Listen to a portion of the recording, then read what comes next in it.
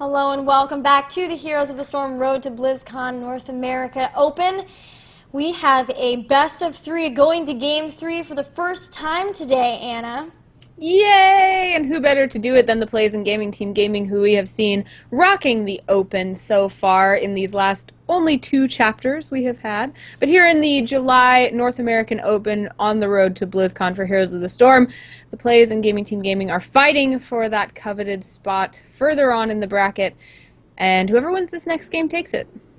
Yeah, and whoever wins this one goes on to the round of 16 and will face the Goon Squad Incorporated. And the competition won't get any easier. The Goon Squad are seriously good. The winner of that moves on to the round of 8 and gets to play next weekend. Yes, and that's a huge honor, not to mention money, because the top 32 get paid out, and the farther you get, the more money you get, and the better your chances, of course, of competing at BlizzCon. Exactly right.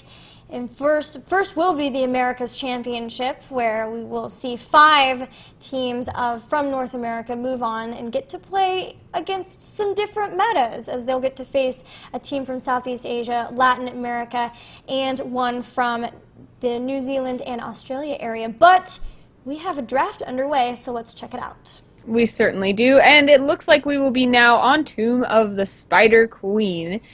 That will be Illidan as the first ban. So, PLEYZ are not into the Illidan tank thing anymore. Yeah, I really think that the PLEYZ know Gaming Team Gaming. Even from the lobby, they were joking around as we hopped into this lobby at the very beginning. They're obviously a lot more serious now, but we saw them ban Illidan in the first game, and it went their way for sure. And now they're going to choose to do so again, saying, yeah, that was a good choice. We should have done that last game too.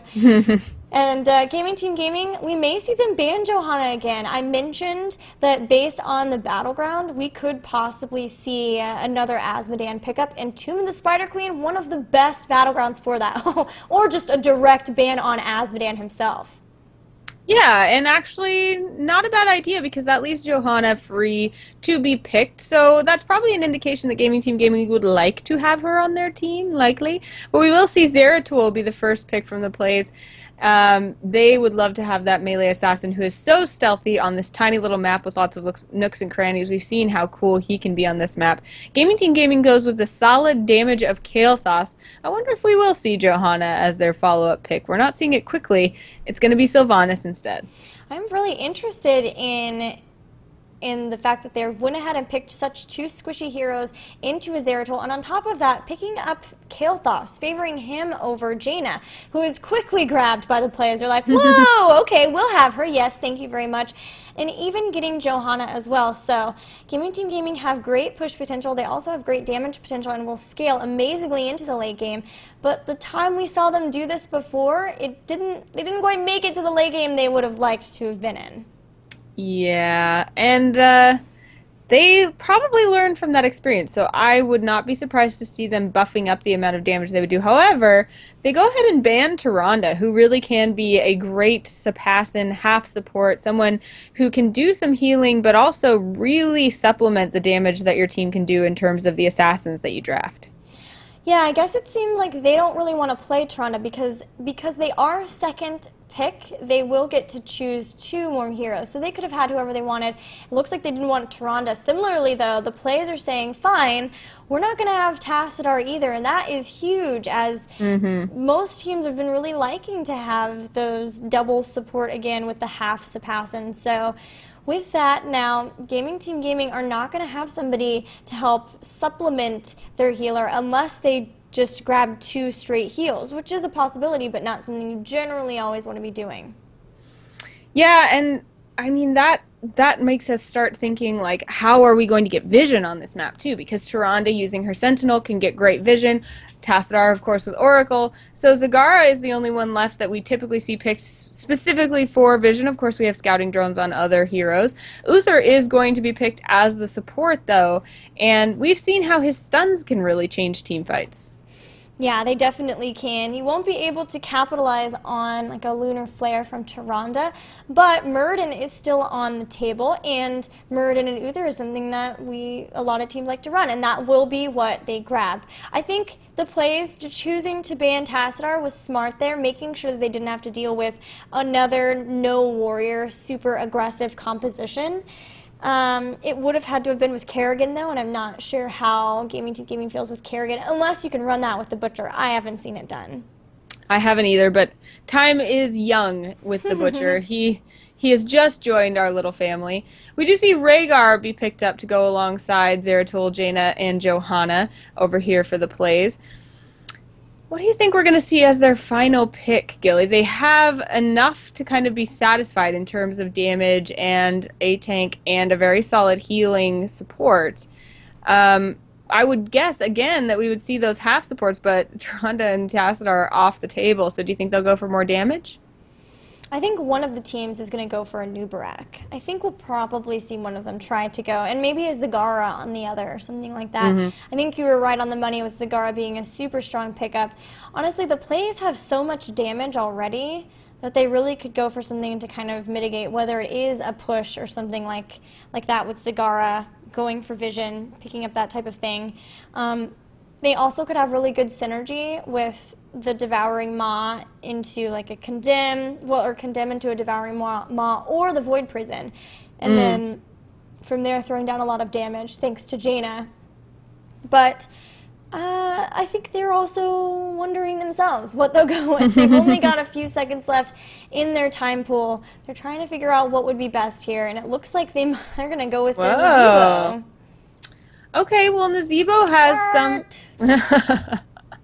I did not expect that, Gilly. No. The Thrall to follow up. I didn't expect the Nazebo, but even more so, I did not expect the Thrall. Nazebo does have some functionality that's kind of similar, I guess, to Zagara. He has kind of his little sub-army that can go out and do damage. He can help from afar. His zombie wall is a little bit, in some ways, like Devouring Maw and just keeping somebody out of the action. So I am interested to see how he does on Tomb of the Spider Queen. Thrall, though, why do you think that Gaming Team Gaming went with him? So I swear the only time I ever see Thrall in competitive play is on Tomb of the Spider Queen. I don't know why. I think it's just because he is, like, Sundering is so good in the corridors that you see fights get into that he can kind of, like, hit it and throw somebody back toward the team, and then from there they have tons of stuns. They have a Gravity Lapse, they have stuns from Muradin, they even have the Hammer of Justice from Uther, so they can really capitalize on that. Thrall also does have a lot of good sustainability, too, because he has really strong self-healing. So in that regard, it kind of helps in that it's less of a burden on their healer to have to keep him as alive as, say, Kael'thas, for example. So he may make it a more difficult target for Zeratul, and if they can kind of mitigate the amount of targets for him, then they can kind of control who he goes to, and then from there be able to stun him when he goes in and tries to deal damage and take him out from there. That makes absolutely a lot of sense, Gilly. I think Sundering, any actually line him up kind of ability, I've seen be absolutely devastating here on this map. And a lot of times, even the AoE, like, that's why we see Kerrigan be so devastating here a lot of times, because when she pops that Maelstrom and floats around, especially with a Divine Shield on top of it, there's nowhere you can run in a lot of cases on this map. The knife fight in a closet, as Blizzard devs have called it for us. So I guess that makes sense why we would see Thrall here more often. Yeah, another thing is that Thrall also does have a stun of his own. He's got Feral Spirit. So looking at it, we have Gravity Lapse from Kael'thas, the Hammer of Justice from Uther, Stormbolt from Muradin, as well as the stuns from Avatar, and then Feral Spirit from Thrall. So a lot of possible stuns, grabs from there. They can try to take out whomever they might be able to stun. Just keep them stunned for forever, as several teams do like to do those chain stuns. Yeah, and the chain stuns we've seen, I mean, just whenever we see chain stuns, it's always devastating. And that, as long as you have the damage to follow it up, then that's definitely something that you would want to do. We do have these teams, looks like, ready, and they will be going into the game. So in case you're not familiar with Tomb of the Spider Queen, let me tell you a little bit about it. We will have special minions on this map shaped like little spiders with gems as their abdomens, or spider butts as we like to call them. Those gems will fall once you manage to take down the spider minions, and you can collect them. You can only collect the gems that are your team's color. And the opposing team cannot steal them from you, but if they take you down, then you will drop them, and if they don't get collected within a short period of time, they will disappear. You're going to want to turn in 50 of those to the Spider Queen in order to curry her favor. She will send web weavers your way to spawn in the lanes as far as they are currently pushed, and they will help you push those lanes and give lots of pressure all over the map. That price will increase over time, though, so teams will have to continue collecting more and more and more gems. That's definitely how this battleground works. There's also 2 turn-in points instead of just the 1 like we saw in Blackheart's Bay, so it does make it a little bit easier to try to turn in instead of just that 1 spot. We'll see which team reigns supreme on this battleground, the final in our best of 3, as we do have the plays once again in blue. Lex Uther playing Rhaegar, Daihu on Johanna, Evan Drende playing Nazebo, Pirate Rum on Zeratul, and Zeus will be playing Jaina. And for Gaming Team Gaming, who won our last game and tied it up 1-1, we have Fate on Uther, Wraith on Sylvanas, Kunriel on Thrall, Koto on Kael'thas, and Phoenix on Muradin. Looks like they're trying to set something up, but immediately Pirate Rum's going to say, no. Throws out a Singularity Spike and spots the setup here. We should start seeing a lot of rotations from these teams, especially as we get kind of closer to the point when turn-ins are a possibility, picking up those web weavers. The lanes are all very close together in this battleground, so it's really easy to rotate between them. And that's what we're seeing. Zeus, Daihu, and Pirate Rum Dude maybe trying to come up and pick up a takedown on Koto, but he's having none of that, staying very passive in his lane. You see a lot of respect between these two teams. They know how the other is capable, and so they again are really looking to make sure that they don't allow themselves to get behind or to get ganked this early in the game. They are starting to pick up gems, and as you can see, staying pretty even there. They have 6 and 6 right now. We'll see those numbers start to spike soon. Kunriel and Phoenix getting a little bit low in health, gonna have to back up a bit. So the aggression so far really favoring the plays here, but as long as Gaming Team Gaming can stay pretty passive, continue to soak in lane, but not get taken out, not fall victim to one of these surprise attacks, then that's going to be really key for them, as they won't lose their gems in any sort of battle, and they also won't give any experience to the plays, who might miss out on a little bit of lane experience by moving constantly through between lanes. We see Sylvanas is laning by herself down here against Lex Uther. Even though Lex Uther is playing a support in Rhaegar, he's able at this point to keep her at bay at least slightly, although that lane is getting pushed a little ways. And the players are going to have to be really aware of where she is on the map because of her ability to push structures so easily. Yeah, I think she's way more focused on the objective right now. She actually is going to come up and rotate in. We're seeing lots of stuns go down on Johanna. We talked about the effort of them to chain their stuns together, and that was definitely a little bit a taste of what we'll see later on. Lex Uther's going to come in, try to push away Wraith, maybe keep her from being able to continually push this lane, but she's going to move around the safe way and get right back into it to get experience. Absolutely. We see that Koto has been pushed far behind that top wall. Evan Drende, Zeus, and Pirate Rum up there, but not being willing to put themselves in any danger as far as being able to be rotated up upon. They know how easy it is to change lanes on this map, so they want to be one step ahead. We are seeing them doing that. That's kind of their trademark speed. Yeah, both teams have picked up their level 1 talents. Sorry, I forgot to bring those up, guys, but they are there now.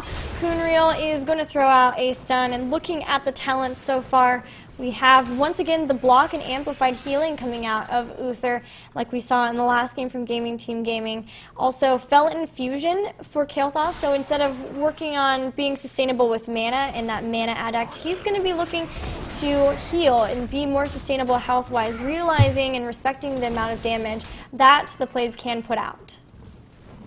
Absolutely. We see now that we have a lot of attention focused at this top turn-in from the plays. They're really hoping to get to that 50 gems first, but they are 3 short, so they've got to get just one more wave, grab those, and turn them in. Meantime, no gems turned in whatsoever by Gaming Team Gaming, though they are holding 47, so completely equal in gems that way. But it looks like probably the PLEYZ are going to be the first one to get web weavers. And in terms of lanes, they're pretty good.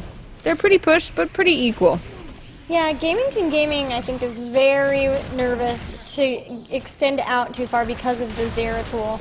So they're playing pretty passively. That does mean they're going to lose the first web weaver phase.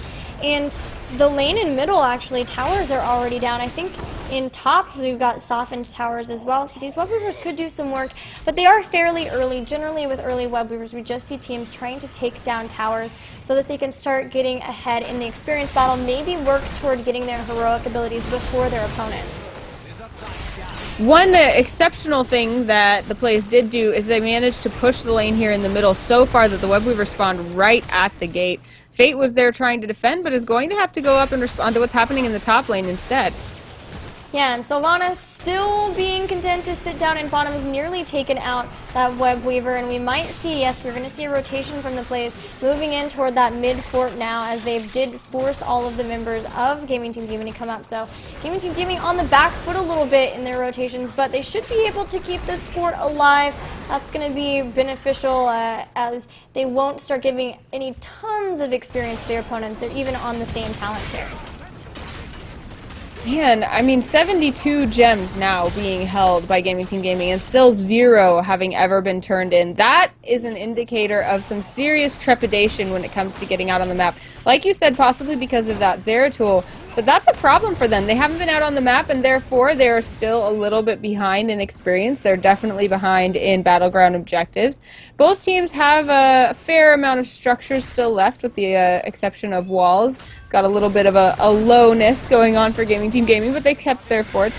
They are trying to turn in now, but are going to be zoned out already by the PLEYZ. It looks like Thrall will fall almost instantly as he wandered into the wrong crowd there with all 5 members of the PLEYZ present. Yeah, and he lost nearly 15 gems, so now Gaming Team Gaming was able to turn some gems in, but they're just having difficulty trying to get in there, and that is really a product of not only the great play from the PLEYZ and making Gaming Team Gaming a little scared of that Zeratul, but also the fact that the lanes are pushed so much that it's kind of hard to find a way into that turn-in point that doesn't show up on the PLEYZ's radar. So now the PLEYZ have taken down that mid fort, which was very, very low. They've also started to get another turn-in as well. They're only 10 gems away from having a second set of web weavers. Man, and all of that said, only 19 gems the entire game turned in so far for Gaming Team Gaming. And I really think that, like you mentioned, the small size of this map makes it difficult to get anywhere without alerting somebody. So the Gaming Team Gaming has had trouble finding a secret place to go in and hasn't found the brute force that they want to in order to engage and just be willing to answer to the PLEYZ. Kunriel trying to use that brute force again as Thrall, but will be taken down as Wraith kind of leaves him there to die 1v3. Yeah, well, it's better to lose 1 than to lose 2 always. So the PLEYZ also have their heroic abilities and once again have web weaver spawning for them. They've picked up the Ancestral Healing, Water Elemental, Void Prison, Blessed Shield, and Gargantuan for that Nazebo. Now Fate might be getting caught out of position. He's going to be pulled in by a Great Condemn. Is so far going to try to run the other way, maybe to try to keep the rest of his team members safe and get them away from that Void Prison. But Uther's going to go down, and Koto and Kunriel are left to try to defend versus this web weaver. So Gilly, we're only about 7.5 minutes into this game, and it's undeniable that the PLEYZ have the upper hand. Is Gaming Team Gaming's kryptonite not having Illidan? I mean, part of the problem is poor Thrall keeps getting caught out here. I think part of it is that this Zeratul is just on point. They chose to ban the Asmodan, but kind of it was a tough choice to make.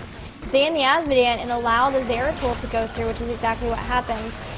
Now the problem is that because they've played so passively with that Zeratul, they've lost all of their forts, and they've given a lot of experience to their opponents, so they really, really need to turn in some of these gems. That's another reason they're playing passive, and instead they might lose some more as Phoenix is getting very low. He's trying to come in and help Kunriel, who once again is caught out, but this time we might lose Phoenix as well. Ooh, and that is a lot of gems to go down. Koto is sniffing around trying to grab them, but he's got 34 on his person as well. He doesn't want to put himself in any danger because losing 34 would mean all of a sudden now they're in danger of not having enough to turn in if they ever do finally get the chance. They have gotten their heroic abilities, so they aren't as afraid to engage, but their opponents are now level 13, so they're a full talent tier ahead. Yeah, those heroic abilities they picked up were the Sundering for Thrall, as well as Wailing Arrow, Divine Shield, Phoenix, and the Avatar. So at the very least, they can drop a Phoenix on a turn-in point to kind of deny a turn-in for a little bit until they can maybe turn in themselves or try to take somebody out. But it's going to be slow going. They've got to catch back up in talents, which means their opponents can be a little bit freer on the map, and that's what they're using that to their advantage. They're going to pick up the boss. Finally, that is going to give Koto the opportunity to turn in, so that means there will be red web weavers spawning for Gaming Team Gaming. In the mid lane, they do have a fair minion push going on, so at least they will have a web weaver spawning close there, but in the top lane, things are pushed way beyond control for the web weavers, and that is going to be purely defensive over there. Yeah, they're going to need to deal with this boss and fast, because whether or not they have web weavers spawning, it's the PLEYZ who are pushing. They realize they have the talent upper hand. They also have this boss who's doing serious work already. A tower is down, and this means that Gaming Team Gaming can't really push with their web weavers. The nice thing is they're kind of pushing by themselves, so in the very least, they're at least going to probably maybe finally get some towers down, get caught back up in experience, hopefully. But in the meantime, they could possibly lose a keep, and they have to keep that in mind. They won't do so. They're going to be able to take down the golem, but I know they would like to be pushing with these web weavers, and I just don't think they're going to be able to. I don't think so either, as we see the PLEYZ going down to the mid lane to very quickly take down that web weaver there. They're going to split off, and Daihu and Luxuther are going to make short work of the one in the bottom.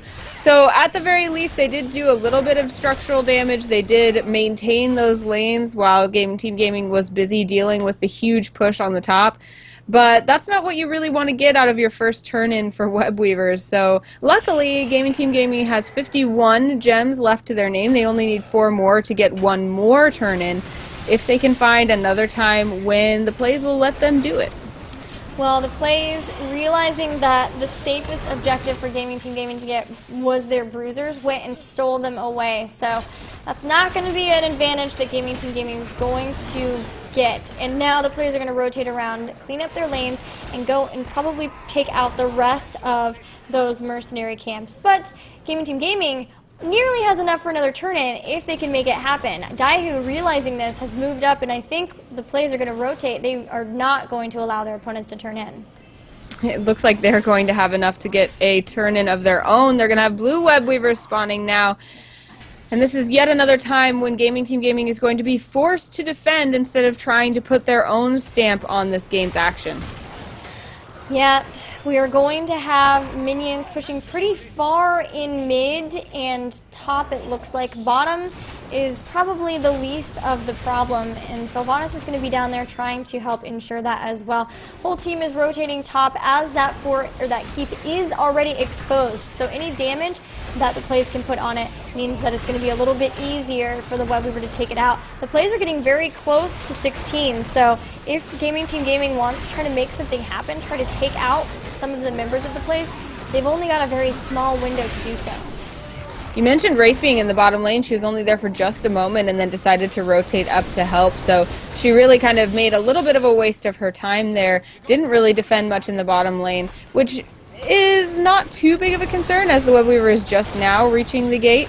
But there's going to be a big push that someone's going to have to go deal with, and they're not going to have time as there's another engagement here in the mid lane.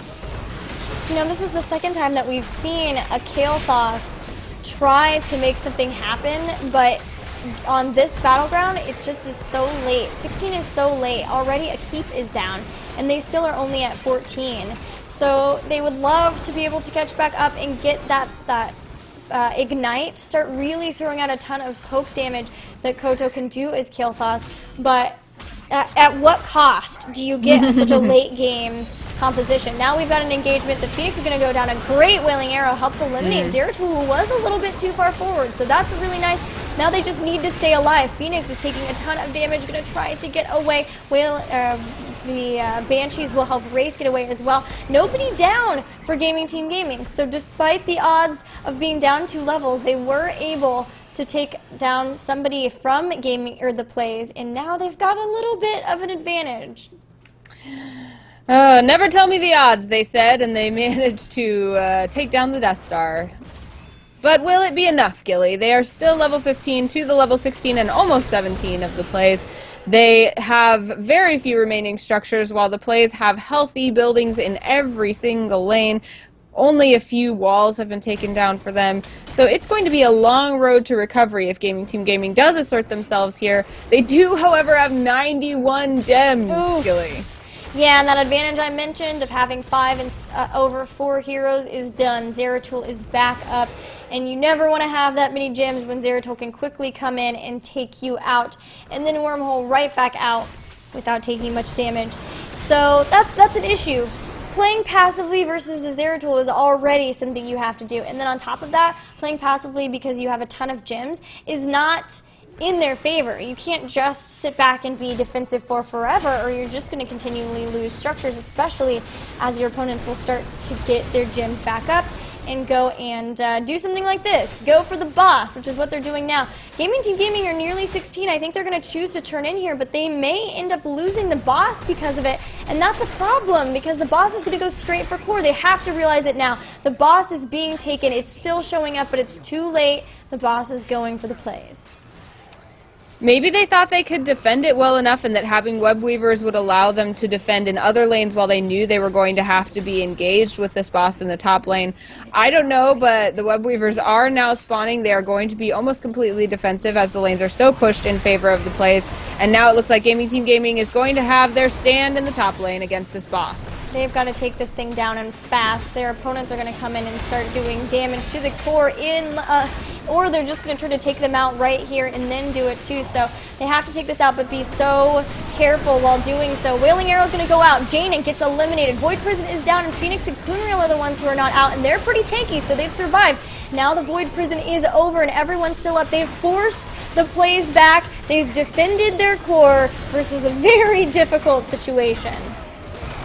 Man, I have to say, I mean, who knows if they had decided instead to engage over that boss, what would have happened. But in this case, they did manage to defend. The core has a tiny bit of shields left. And web weavers went out and did do a little bit of work. We see that the fort down here in the bottom lane is getting some really good damage done to it while the PLEYZ were busy in that top lane. So perhaps a smart decision by Gaming Team Gaming. When they know they're on the back foot, they're just taking as small incremental advantages as they possibly can. The problem for Gaming Team Gaming now comes down to the PLEYZ ability to lose someone and instantly get out. Like a lot of times when you see a team fight go down, you lose one and then it starts to just catapult from there, and all of a sudden you've lost like 3 or 4. In this case, constantly they've taken out one person, Zeratul before, then Jaina, and then from there they instantly get out. They realize, okay, we have to get out right now, and they do so. And this means that Gaming Team Gaming cannot capitalize on this the way they would like. Yes, their web weaver did a significant amount of damage to that bottom fort, but it's still actually there. All of the forts are still up for the PLEYZ. So Gaming Team Gaming have a long road to go if they want to bring this game back. Yeah, that's exactly what I'm getting at, is they took a very small incremental advantage. If they keep doing that for, like, you know, an hour, then, you know, maybe they could take this game back, and that is certainly possible, but it's very unlikely that they would be able to do that. Well, they got some gems turned in. Their opponents don't have enough quite yet, although they're getting there for turning in. A turn-in is absolutely necessary for Gaming Team Gaming, but they've got the level problem, right? They're 2 levels down. Their opponents are nearly to 20, so that's unfortunate for them, as they would probably like to catch somebody out. If they can catch somebody out, then they most likely could go toward the turn, and at least they don't have to deal with the boss for a while, as the spawn timer is still 2 minutes. But they're going to have to just continually play safe, push back the catapults, and take whatever small leads they possibly can to pull themselves back into this game.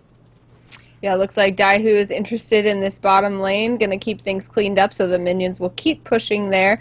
That's the, well, only 2 keeps left for Gaming Team Gaming, so they're probably interested in taking down one more, getting more catapults pushing toward the core. Gaming Team Gaming, and meanwhile, grouping around here in the top, perhaps looking to set up a gank in case they were going to get some pressure there in the mid lane, but they won't. The PLEYZ instead opting to go ahead and take the advantages that are afforded to them as the team that has the biggest push on the map. They're going to grab their bruisers before they do anything. Now 10 more gems turned in, and we have web weavers for the PLEYZ. And this is rough. This is not what Gaming Team Gaming want, as level 20 has also been achieved for the PLEYZ. They're going to pick up their Storm Talents. We've got Rewind on both Zeratul and Rhaegar, as well as a couple of bolts on those squishy heroes, and Indestructible, making Jaina even more difficult to take down. So web weavers are going to start pushing in. The mid looks to be the place of battle, as it's going to push right up to the keep. That Indestructible on Johanna is such a huge deal. It just means that she's even less likely to die when she's already somebody who's hugely survivable. So we do have Phoenix zoning people away from these web weavers. This keep will almost instantly go down. There's so much damage raining down on it. Gaming Team Gaming running around trying to take pot shots where they can. They have repelled their opponents once. It looks like they may do it again. The PLEYZ apparently wanting to really seal the deal, not be too risky. They're going to go ahead and grab this keep as well. The PLEYZ are a little bit concerned with the damage that Kael'thas is throwing out. Kael'thas has, I'm thinking, probably max stacks. It's been a while since he died. He's got 2. So that's pretty good. If they can get more without him dying, then he's going to continue to start doing more damage. And you can see, like, that Flame Strike's going out, and it's stealing some damage. It's making it a little bit more difficult for the PLEYZ to just go straight in and win. Unfortunately for Gaming Team Gaming, they've only got a sliver of health on their last keep. I mean, that is just is 130 hit points, and in fact is going to be taken out. One little shield glare from Daihu, and it crumbles in the light of the sun. Now Gaming Team Gaming is trying to just keep the waves off of their base. They're going to have to be held back here for quite some time. They are approaching level 20. Once they get there, they may be looking for an engagement, trying to make something happen that would give them an advantage on the map. They do have 47 gems turned in, so if they could just get a few more, they would have web weavers for them. They have 67 in their pockets, but they don't have the room to go get it.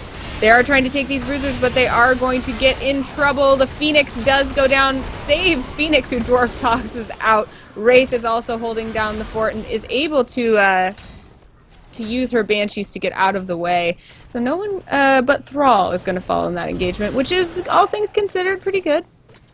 Yeah, they've only lost one. They were able to get out of that tight space, which looked to be scary. It looked like they might lose more, but now, once again, guess what's up? The boss. And with no Thrall and no 20, Gaming Team Gaming are not going to be able to contest this. And again, they're going to have to try to defend 5 members bearing down on their core, plus a very scary boss. It looks like Wraith may be running down to try and get a desperate last-minute turn-in, which is not a bad idea. Having web weavers going while they try to defend this boss is great, but as long as she can get back up there quickly. Nazebo is actually coming down to check out these bottom lanes, so that might prevent her from getting home quick enough to help. The core is exposed and in danger. She is running in, but she's going to run straight into Zeratul. She's going to be able to bolt away, actually. Throws out the bolt, or the Banshees on top of that. And now they're going to try to take down the members before the Golem in order, if they can push them back, then they can deal with the Golem. But at this point, it's what they have to do. Unfortunately, they haven't done so yet. And now the core is exposed. The shield is gone. It looks like this might be the end of our best of 3, Anna. But a well-fought best of 3 it was. PLEYZ and Gaming Team Gaming teams that we know and love. Really appreciate those great games. But the PLEYZ ultimately, except for the second game, showing a dominating presence in this series and, of course, being rewarded by moving forward in the bracket. Well, this is the second time that we've seen Gaming Team Gaming lose a game, get Illidan, and then totally destroying Game 2, and then have Illidan banned from them for Game 3. So they really are so close every time in this round of 32. I don't think that it'll be long before we'll be seeing them move on into the upper echelons, for sure. Good games by both teams. Absolutely, and of course, we already had the June NA Open. This is the July NA Open. There are many Opens to come, so we will see them again soon. But in the meantime, Gilly, I believe we have one more best of 3 for the day, right? We do. It's our last one, and we will have the PLEYZ going up against the Goon Squad Incorporated, who took out Vanquish. Looking at the bracket, I do want to see if Kappa Wolves and Pool Play-Doh and Tangos has concluded. It looks like no, at least on the bracket. Maybe if somebody's been watching that, they can let us know if that has yielded a winner yet. But so far, no. We'll make sure to keep you guys updated. We are going to take a quick break so that we can get the next match set up for you. And when we return, the last best of 3 of the day. Stay tuned.